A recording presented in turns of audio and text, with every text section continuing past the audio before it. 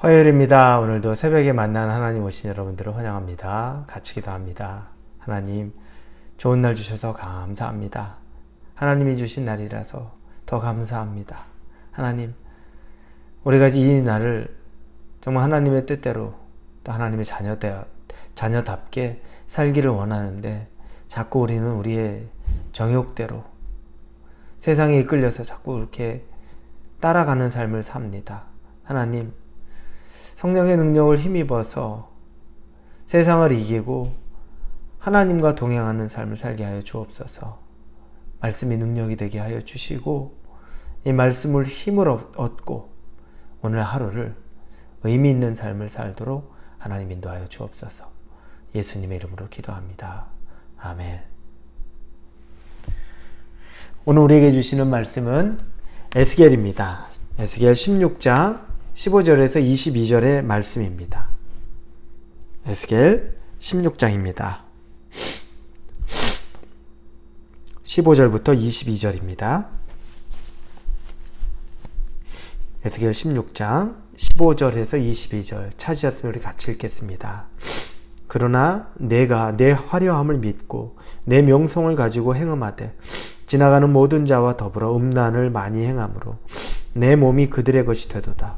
내가 내 의복을 가지고 너를 위하여 각색으로 산당을 꾸미고 거기에서 행음하였나니 이런 일은 전무후무하니라. 내가 준 금, 은 장식품으로 너를 위하여 남자 우상을 만들어 행음하며 또 내 수놓은 옷을 그 우상에게 입히고 나의 기름과 향을 그 앞에 베풀며 또 내가 내게 주어 먹게 한 내 음식물 곧 고운 밀가루와 기름과 꿀을 내가 그 앞에 베풀어 향기를 삼았나니 과연 그렇게 하였느니라. 주 여호와의 말씀이니라. 또 내가 나를 위하여 낳은 내 자녀를 그들에게 데리고 가서 드려 제물로 삼아 불살랐느니라. 내가 내 음행을 작은 일로 여겨서 나의 자녀들을 죽여 우상에게 넘겨 불 가운데로 지나가게 하였느냐. 내가 어렸을 때 벌거벗은 몸이었으며 피투성이가 되어서 발짓하던 것을 기억하지 아니하고 내가 모든 가증한 일과 음란을 행하였느니라. 아멘. 우리는 어제 본문을 통해서 갓난아기가 고아가 되는 장면을 봤죠. 그 아이가 탯줄도 떼지 못하고 피투성이가 되었는데 그 아이가 버려졌습니다. 옷도 입혀지지 않았고 울부짖는 아이가 들판에 버려졌죠. 그때 하나님의 음성이 임했습니다. 그 아이에게 하나님께서 말씀하시는 거, 피투성이라도 살아있어야 한다. 피투성이라도 살아있으라. 하나님의 그 말씀, 그리고 하나님이 말씀만 준 것이 아닙니다. 우리가 그 다음 본문을 읽진 않았지만 그 이후에 하나님이 9절부터 보니까 내가 물로 내 피를 씻어 없애고 내게 기름을 바르고 또 수놓은 옷을 입히고 금은 보석으로 치장하게 하시고 귀고리를 씌우시고 또 왕관을 머리에 씌우시고 왕비로 세웠다고 이렇게 말씀하셨습니다.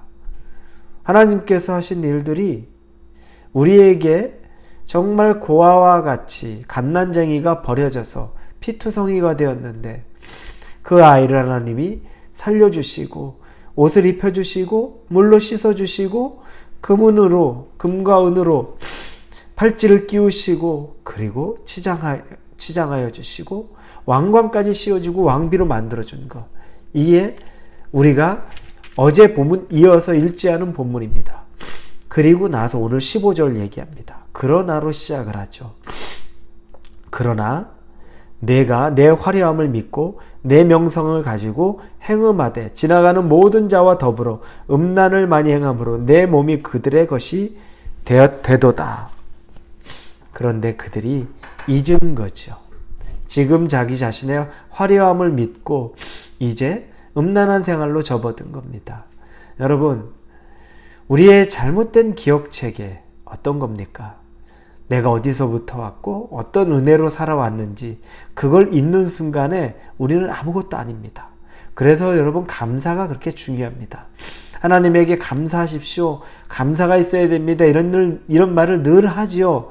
그런데 그 이야기를 하는 것은 감사를 우리가 있는 순간에 우리는 지금 내가 사는 것이 너무너무 당연하고 또 내가 열심히 해서 이렇게 사는 것이고 또 나는 당연히 처음부터 이런 삶을 살아왔다고 착각하기 시작합니다.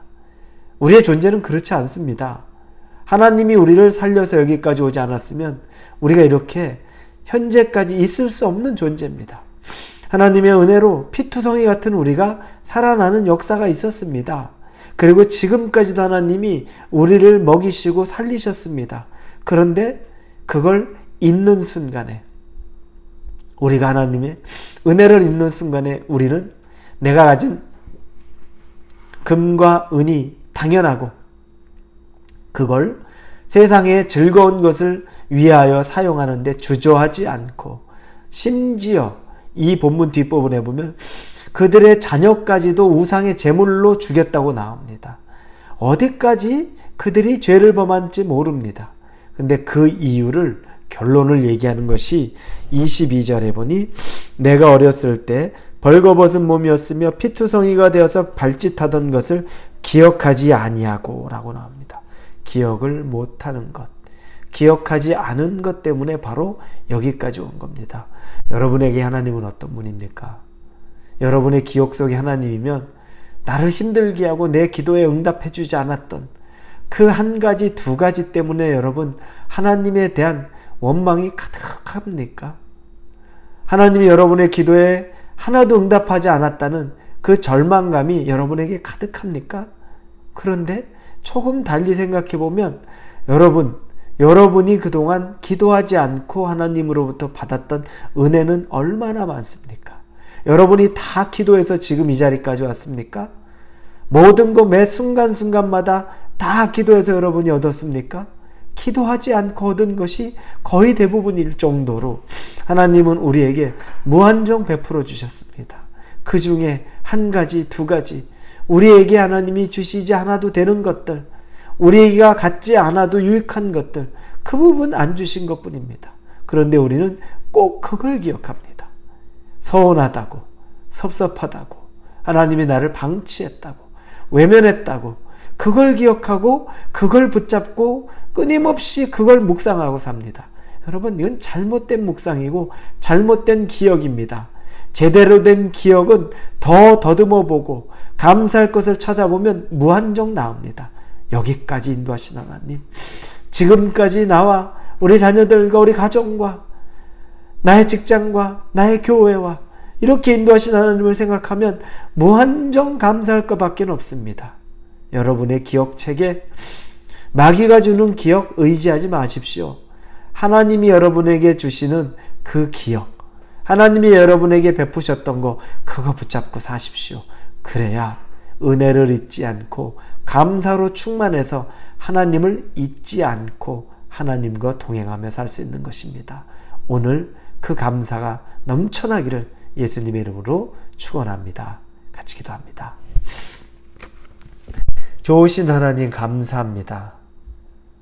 감사를 잊었습니다.